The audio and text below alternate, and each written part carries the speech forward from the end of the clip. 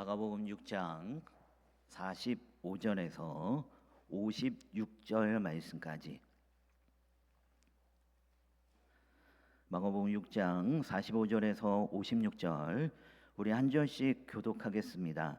예수께서 즉시 제자들을 재촉하사 자기가 무리를 보내는 동안에 배 타고 앞서 건너편 벳사다로 가게 하시고 무리를 작별하신 후에 기도하러 산에 가시니라. 저물매 배는 바다 가운데 있고 예수께서는 홀로 무태에 계시다가 바람이 거스름으로 제자들이 힘겹게 노젓는 것을 보시고 밤 사경쯤에 바다 위로 걸어서 그들에게 오사 지나가려고 하시매 제자들이 그가 바다 위로 걸어오심을 보고 유령인가 하여 소리 지르니 그들이 다 예수를 보고 놀람이라. 이에 예수께서 곧 그들에게 말씀하여 이르시되 안심하라 내니 두려워하지 말라 하시고 배에 올라 그들에게 가시니 바람이 그치는지라 제자들이 마음에 심히 놀라니 이는 그들이 그 떡 떼시던 일을 깨닫지 못하고 도리어 그 마음이 둔하여졌음이로라. 건너가 게네사렛 땅에 이르러 대고 사람이 곧 예수인 줄 알고 그 온 지방으로 달려 돌아다니며 예수께서 어디 계시다는 말을 듣는 대로 병든 자를 침상째로 메고 나아오니 아무데나 예수께서 들어가시는 지방이나 도시나 마을에서 병자를 시장에 두고 예수께 그의 옷가에라도 손을 대게 하시기를 간구하니 손을 대는 자는 다 성함을 얻으리라. 아멘. 네, 오늘 본문에는 서로 다른 두 장면이 등장하고 있는데요. 하나는 제자들이 배를 타고 가다가 풍랑을 만나 두려움에 빠진 이야기이고, 또 하나는 게네사렛 사람들이 예수님의 소문을 듣고 병든 자를 데리고 주님께로 나아오는 이야기입니다.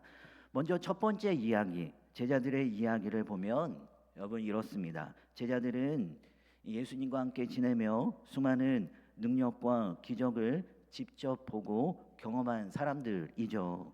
그럼에도 오늘 본문에서 이들이 큰 풍랑을 만나자 예수님께서 무리로 다가오시는 모습을 보면서도 이들은 예수님을 알아보지 못했습니다. 오히려 주님을 유령으로 착각하며 이들은 두려워했습니다. 또한 주님의 능력으로 풍랑이 잔잔했음에도 불구하고 그 사실을 믿음으로 온전히 받아들이지 못했습니다. 얼핏 보면 제자들은 이미 예수님의 능력을 가까이에서 보고 경험해 왔기 때문에 주님이 어떤 분이신지를 누구보다도 잘 알고 있었을 것처럼 보입니다. 그러나 실제로는 주님을 온전히 신뢰하지 못했음을 우리가 이 첫 번째 이야기를 통해 발견할 수 있습니다. 그러나 그에 비해 이 두 번째 이야기 속 게네사렛 사람들은 달랐습니다. 그들은 제자들처럼 예수님을 직접 본 적이 없었고 기적의 현장에 있었던 것도 아니었습니다. 그저 예수님에 대한 소문만 들었을 뿐입니다. 그런데도 이들은 병든 자들을 들것에 메고 믿음으로 예수님께로 나와갔고 결국 그 믿음대로 고침을 받았다라고 하는 이야기가 바로 두 번째 이야기입니다. 자, 이렇게 이 첫 번째 이야기와 두 번째 이야기를 나란히 놓고 비교해 보면 여러분 어떻습니까? 이 제자들과 이 게네사렛 사람들이 보여주는 믿음의 모습이 얼마나 다른지 알 수 있습니다. 주님의 능력을 여러 번 경험하고도 여전히 믿지 못했던 제자들의 모습과 또한 반대로 소문만 들었을 뿐인데도 믿음으로 주님께 나아갔던 게네사렛 사람들의 모습이 두드러지게 대조되고 있음을 볼 수 있습니다. 자, 그렇다면 여러분, 우리의 모습은 어떻습니까? 우리는 어떤 믿음을 가지고 있습니까? 주님께 많은 은혜를 받았음에도 막상 어려움이 오면 제자들처럼 마음이 흔들릴 때가 있지 않습니까? 기도의 응답을 수없이 경험했음에도 여전히 염려와 걱정으로 불안해하고 하나님께서 하신 일을 기대하기보다 내 앞에 놓인 상황과 문제만 크게 바라본 적은 여러분 없습니까? 게네사렛 사람들처럼 많은 것을 보지 못했어도 작은 은혜에도 마음이 열리고 순전한 믿음으로 주님께 나아갔던 모습은 여러분 우리 안에 얼마나 남아 있을까요?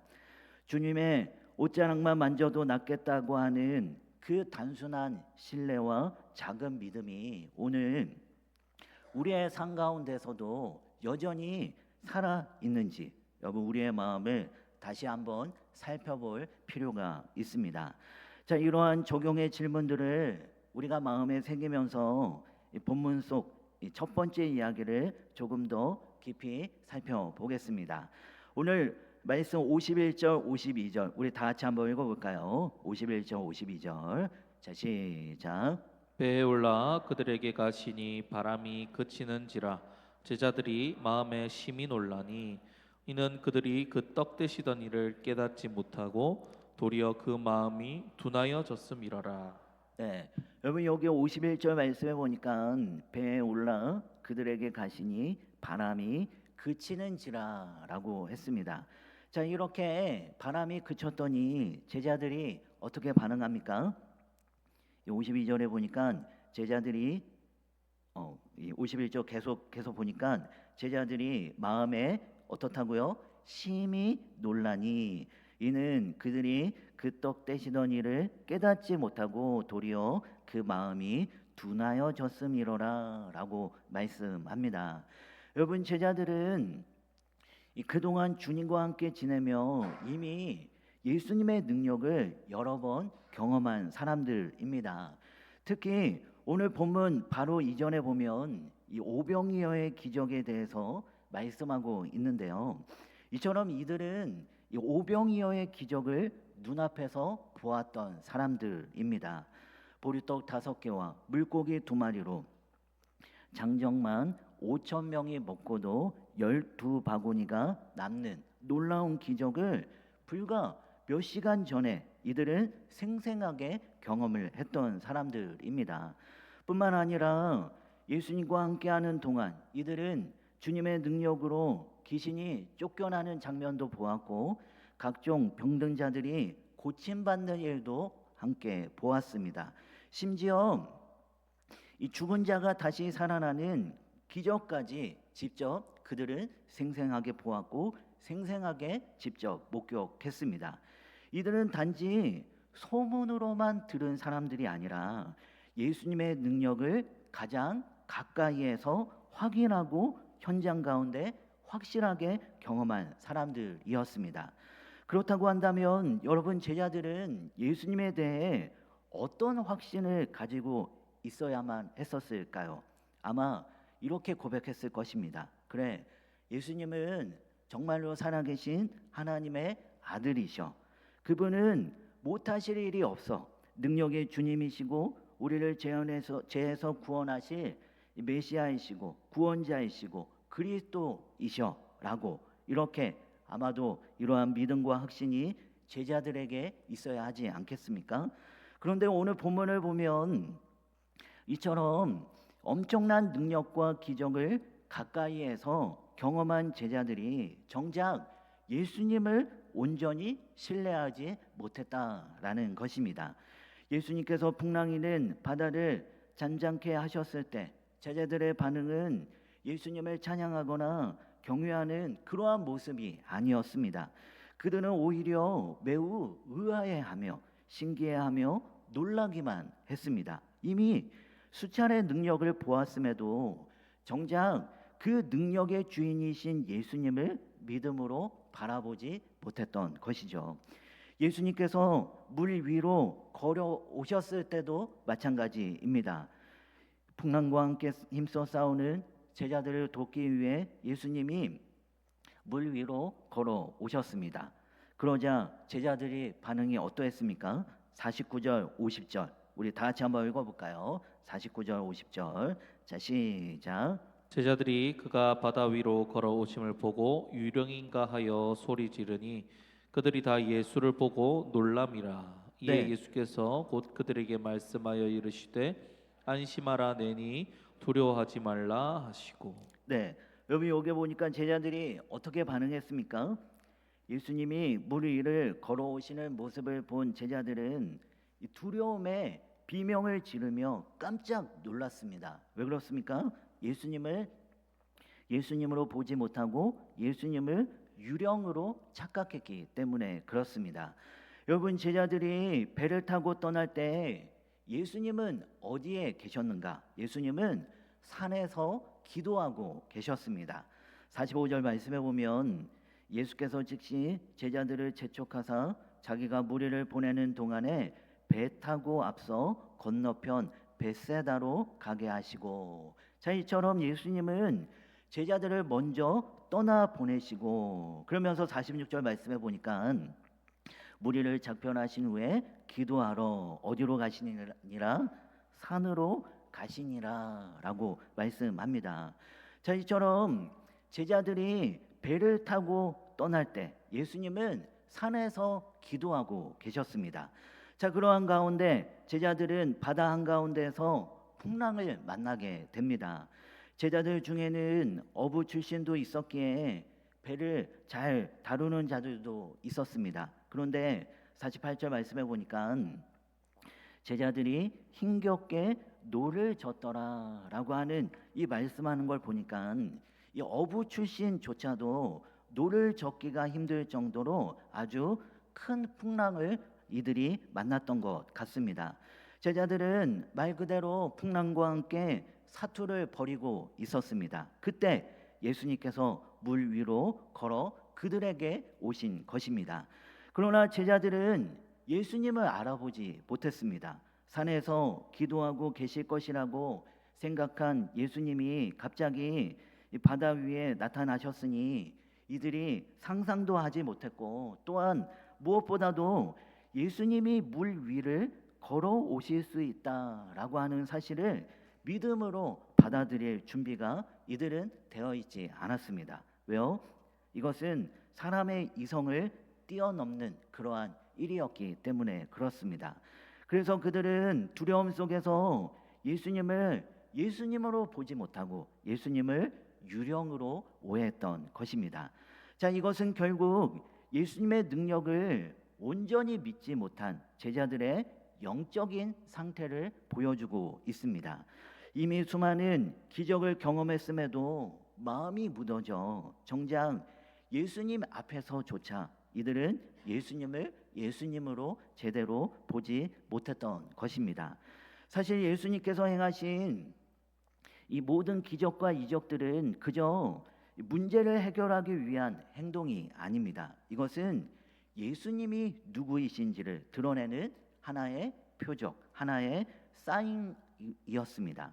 이 오병이어의 사건도 단순히 굶주린 사람들의 배를 채우기 위해 일어난 일이 아니라 그 기적을 통해 결국은 예수님이 누구신가, 예수님은 영원한 생명의 떡이시다라는 사실을 보여주고 싶어하는 그런 하나의 사인이자 하나의 표적이었습니다.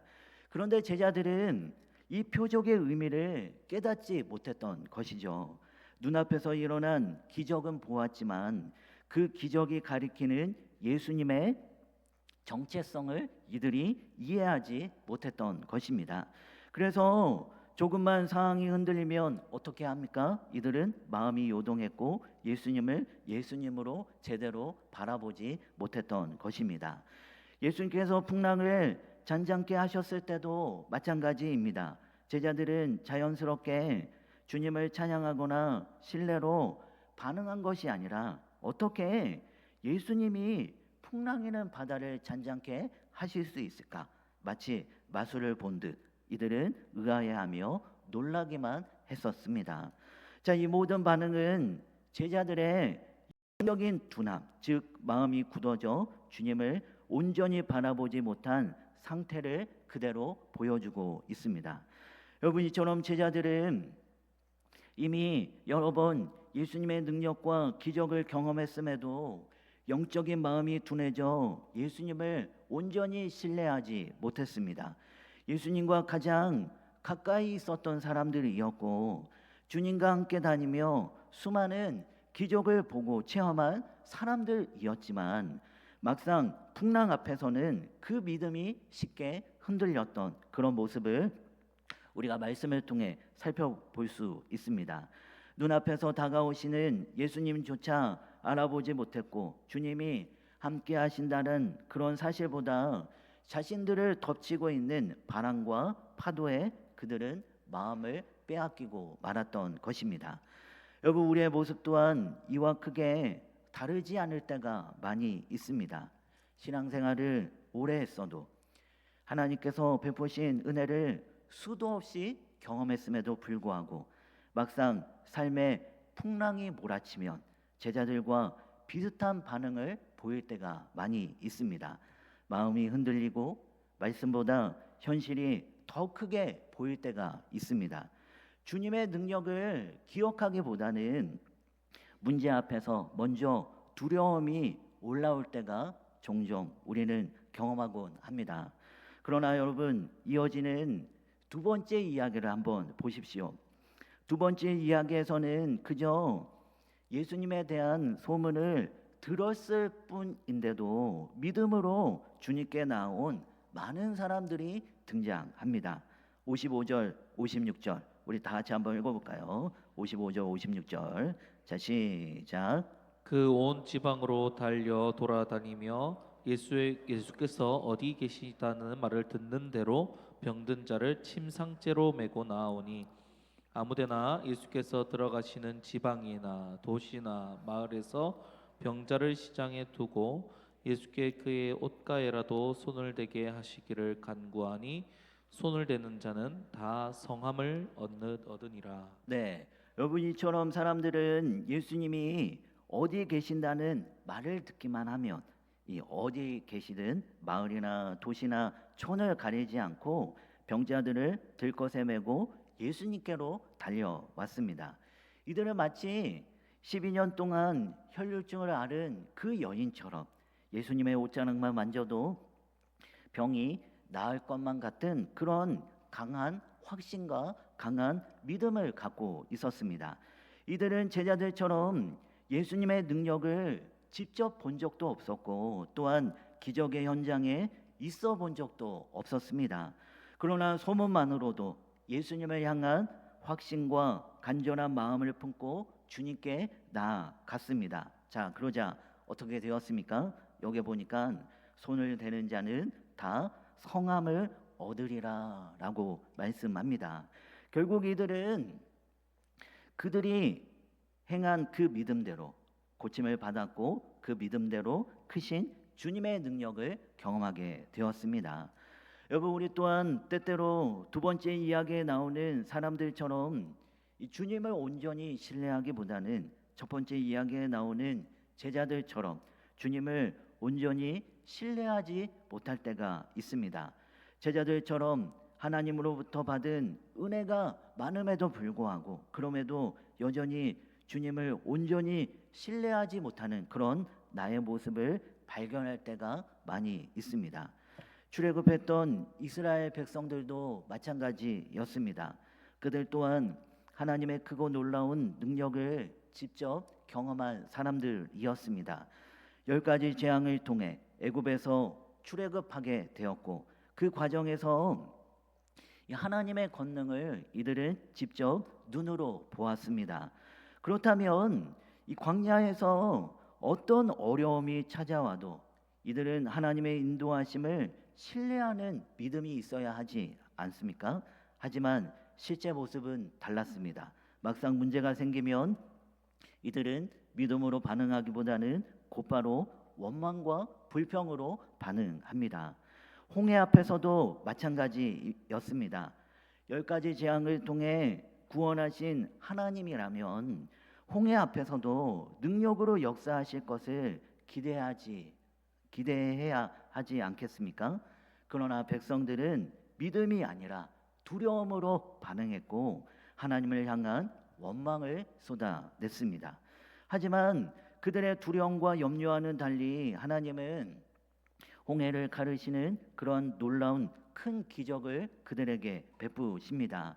자, 그랬더니 이들이 어떻게 합니까? 이들은 이스라엘 백성들은 기뻐하며 하나님을 찬송합니다. 그 찬송의 내용이 출애굽기 15장 말씀에 보면 기록되어 있는데요. 여러분, 이것을 보면 마치 이제부터는 어떤 상황이 와도 믿음으로 반응할 것처럼 보입니다. 원망과 불평이 아닌 믿음으로 반응할 것처럼 이들의 모습이 보여집니다. 그러나 여러분, 그 이후의 모습을 한번 보십시오. 어떠했습니까? 이스라엘 백성은 광야 내내 하나님을 온전히 신뢰하지 못했습니다. 기적을 경험했음에도 불구하고 이들은 계속해서 믿음으로 반응하지 않았고 또다시 원망하며 불평하는 모습이 계속되었습니다. 여러분, 우리의 모습은 어떻습니까? 주님을 믿는다고 고백하면서도 정작 삶의 풍랑 앞에서는 제자들처럼 마음이 쉽게 흔들릴 때가 있지 않습니까? 기도하면서도 염려를 놓지 못하고 말씀을 붙잡으려 하지만 현실이 더 크게 느껴져 주님을 온전히 신뢰하지 못하는 우리의 연약한 모습을 발견할 때가 있습니다. 그러나 반대로 두 번째 이야기 속 사람들을 보십시오. 그들은 많은 것을 보지 못했지만 단순한 믿음으로 주님께 나아갔고 그 믿음대로 주님의 능력을 경험했습니다. 여러분, 우리에게 이와 같은 믿음이 넘쳐나기를 소망합니다. 그래서 그 말씀대로 이루어지는 역사가 우리의 삶 가운데 일어나기를 소망합니다. 내 안에 근심과 걱정, 해결되지 않는 문제들, 또한 손에 쥐고 놓지 못했던 모든 것들을 여러분 믿음으로 주님께 맡기며 나아가기를 소망합니다. 주님은 믿음대로 역사하시는 주님이십니다. 우리가 두 번째 이야기를 통해서 우리가 깨달을 수 있는 사실은 무엇입니까? 믿음으로 주께 나아가면 그 믿음대로 주께서 역사하시고 주님의 손길을 경험할 수 있다라는 것입니다. 여러분, 이처럼 어떠한 상황 가운데서도 흔들리지 않는 그 믿음이 우리 안에 있기를 소망합니다. 믿음으로 주께 맡기면 그 믿음대로 주가 일하시고 주님께서 역사하십니다. 우리 안에 큰 믿음으로 말미암아 큰 역사를 이루어 나가는 귀한 우리 모두가 다 되어지길 소망합니다.